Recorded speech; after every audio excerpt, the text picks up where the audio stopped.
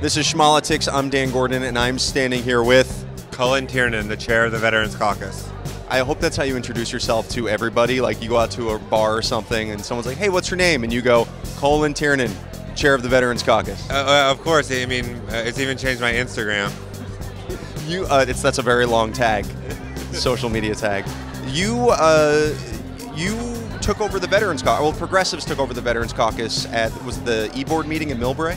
Yeah, it wasn't me. It was a whole group of us. We put together a slate and we challenged the results of an election that was unfair. We won the challenge, and then we won the election 52-0.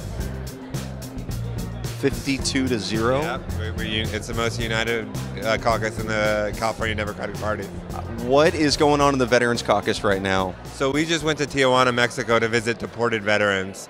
These people were the dreamers before they were dreamers.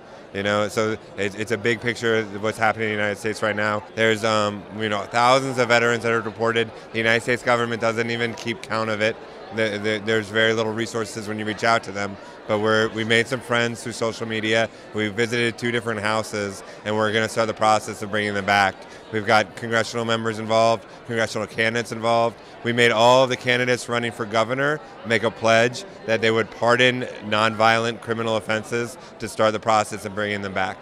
Can you give me a scenario? How does a veteran get deported? What's the situation? So a lot of different scenarios. One of the ones I heard the most was, I was born in Mexico. I was 2-3 years old when my family moved to the United States. So I wasn't technically an American citizen by birth, but I became a green card holder. I lived the American dream. I built a family, and then something bad happened to me. I made a mistake. I got involved. Like, there are a lot of people with PTSD that they think that they need a gun on them all the time. They get in trouble with weapons, and then they get deported because of where they were born. So what's the next step? How do we get deported veterans back? The best thing to do is start lobbying your congressman, start making it an issue. I've Congressman Ro Khanna. We had Tulsi Gabbard there yesterday talking about it. So reach out to other states. Let people know. There is legislation that's been put forward to make it so that you become a citizen once you serve in the military, and